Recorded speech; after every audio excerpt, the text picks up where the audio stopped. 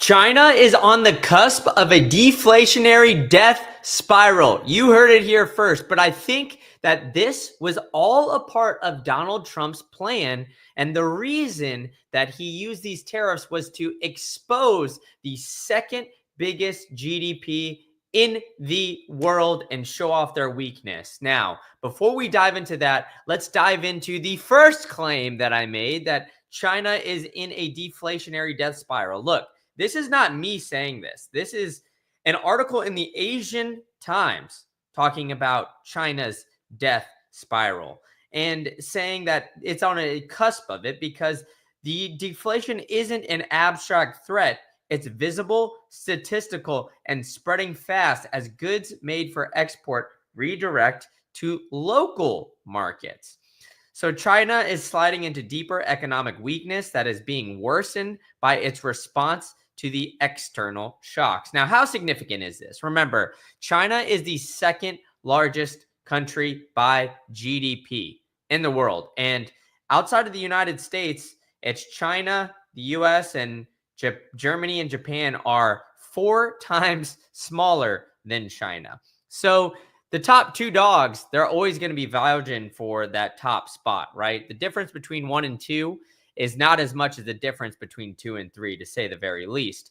But everything is pointing to the tariffs that Trump implemented not too long ago, because factory activity had dropped to a 16th month low as trade tariffs bite. So China's manufacturing activity fell more than expected and is sliding into contractionary territory in April as the escalating trade war with the U.S. hurts bilateral trade.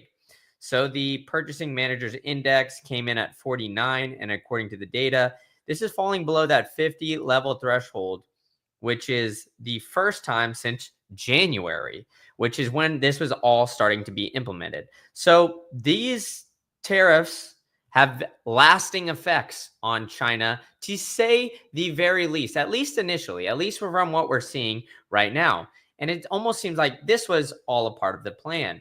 Now, China has some difficulties, let's say 10 challenges, according to this article here published not too long ago, about what could be troubling towards their economy. So the 10 challenges are as follows: that this may be of need because of the remaining of the competition export markets. China's inflation target has been cut from 3% to 2%. But the reality is China is already suffering from entrenched deflation, which the government does not seem ready to fight because of the export markets, essentially. Export prices fell in 2024 and continued to fall in 2025.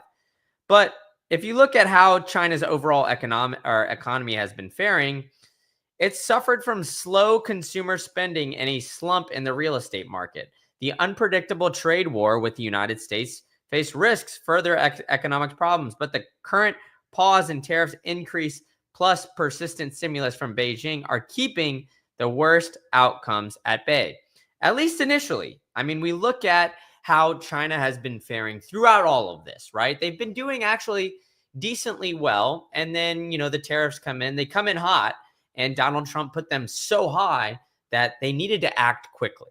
So what did they do? They did, right? And then they put that 90-day pause on all the tariffs, but still having that tariff and that friction there has made for, well, let's face it, some economic difficulties for China. And so what else are we seeing? We're seeing some issues with the loaning process, right? So China, if you're looking at all of this, the bank lending has been falling and it's plunging from a month ago. Now, this is just in one single month, right? So the tariffs essentially halted. China has been waiting to start the lending process. The new loans and the amount of consumer spending and, some risk-adjusted returns have been falling and falling drastically, okay?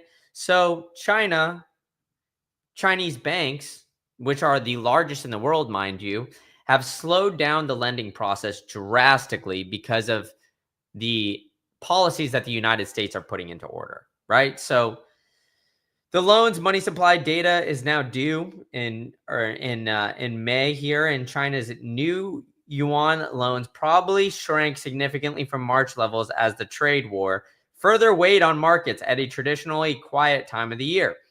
So this all made up for the perfect cocktail to say, hey, the Chinese GDP is actually expected to slow down in 2025. The forecasts were around 4%, which the average growth is 10%. So we're seeing a 6% shrink in expected growth. And a big part of that is because of tariffs that were implemented for 30 days. Now let's take a step back, right? 30-day implementation of all of this that, is essentially drastically hurting the GDP for 6%. That's exposing how heavy of an export-led economy China is. And on top of that, right, they had their factories and everything else pumping on all cylinders. Well, that doesn't seem to be the case anymore. There's a lot of jobs that are, quote, called phantom or zombie jobs. The new loans are plunging, and money doesn't seem to be flowing as quickly. Their new loans fell by 61% compared to last year. It's their lowest point since July. The decline was accompanied by a slower than expected expansion of overall credit. Several factors, including the escalating trade tensions, negatively impacted business sentiment and the sharp decline. So furthermore, there were indications of weakening credit demand from both households and corporations. So it's not just businesses, right? And Chinese real estate is also drastically hurting.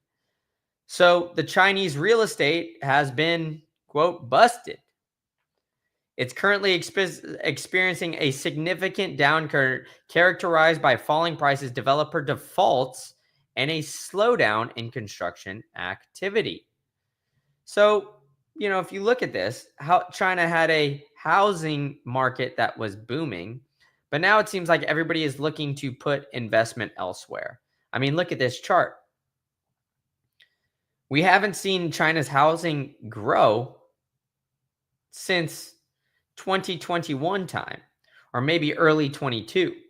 So we've seen a gradual decline where monthly year-over-year prices increase for new residential buildings in 70 major cities. So their real estate goes in two directions in China. It either booms or it busts. There's really no in between. And so there's been major developers that have defaulted on financial loans, which has been hurting the overall banking sector in China. Then we've gotten falling home prices because loans are starting to default and nobody is really going to seek new loans and buying up houses. There's been reduced construction, and the impact on the economy has been China's GDP has decreased, and that target has decreased from 10% to 4%. So a 6% decrease. So there's been overbuilding, high debt levels, growing government regulations, economic slowdowns. So there could be a prolonged downturn here in China. And it's not all good on the Western Front either, because Hong Kong is also starting to see a drastic slowdown. And if many of you know who have been coming to this channel for a while, there's two countries, one system. That's the famous model between Hong Kong and China. So there's a very close relationship between the two. And Hong Kong's relationship, one country, two systems, established with the former British colony. So there's been the conflicts, but Hong Kong is daunted by record deficits. So even Hong Kong's economy is not doing well. It's facing its toughest financial test in 3 decades, following a painful run of mammoth deficits, with experts urging the government to make careful cuts as the economy wobbles. Now, does that seem like a stable economy to you when we're reading off articles that are literally detailing as drastic as this? If you ask me, the answer is no, right?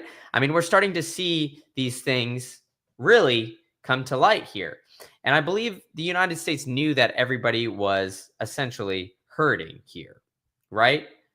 And so what was the response? Everybody and their mother had to cut interest rates But if you look at the way that the United States is looking at this, there's literally a 99.9% chance, according to the CME group, that the Fed will cut interest rates in 1 hour and 1 day and 6 hours. So I don't know about you guys, but if I was a betting man, I would put all my chips on the Fed staying put, which seems to be the likely scenario. And why do you think that that's going to happen? Well, the reason I think it's going to happen is because if you look at the US dollar index, the DXY, I love to show this here on these live streams. It's at 98, just above 98. Now, if you sit back and really look, I've watched a lot of these live streams when I started doing these a little over 2 months ago. The lowest we saw the DXY get was right around this level, this mark, right around that 98. Maybe it dipped a little under 97 high, but we've gotten all the way up to 101. Now, when was the strength of the DXY the highest when we started doing these? It was when the tariffs were at full swing. So what does that mean, right? The trade and everything else, everybody was hurting. All the other fiat currencies globally were hurting. So what was the response? The other fiat currencies were cutting interest rates. They were cutting them back. But Trump's, quote, taco trade that we got here, where Trump always chickens out, right? That's why we're seeing the DXY fall down back to these 98 levels. Now, I'm over here in Europe, as many of you know. And so we haven't had market open yet, but all signs are pointing to a decent day here on the market. We got McLovin in the chat. What's going on, man? I am feeling a little bit better. It was a tough, 15, 16-hour travel day the other day, but we made it, man. We survive and we advance. So here we are talking about China's economy on the cusp of this death spiral. Now, we've been talking about this for the U.S. primarily, and you guys all know that I love to show this U.S. debt clock just because of how obvious it is, right? We're going to hit $37 trillion worth of debt here pretty soon. Might actually hit it while I'm here in Europe, right? So the Doge is saving up some money for us, but in reality, right, this debt, the government has a spending problem. Don't watch this too long because you might get a little bit nauseous here, seeing all of, this really take off. But like I said, the reality is that somebody's going to default. And as long as it's China first, I don't think the U.S. cares too much. So we're going to start to take this down, and, we're going to potentially start to see some issues globally. But I think the reality is this was all a part of the plan, right? Trump has a lot of smart guys in his cabinet, but I think he wants to force a potential rate cut here pretty soon and force some potential quantitative easing. Now, this could be because of what we're seeing over in Iran and Israel. This war start to come out, and that might cause some quantitative easing. Maybe I'll do a video on that tomorrow as more details come out. We did a video on it yesterday showing how oils were skyrocketing up, oil price. But I think, quantitative easing, money printing, all of these things are, essentially the same thing, and it's coming very soon. So be sure to stay tuned for that. I'll be covering it all here on this channel. I just checked the numbers. 87% of you guys that watch this channel are not subscribed. So go ahead and smoke that subscribe button for your boy. Hit those bell notifications so you guys know when I'm going live, and you can join McLovin in the chat. Hit the like button, tell a friend to tell a friend, and I'll catch you guys all at the next one.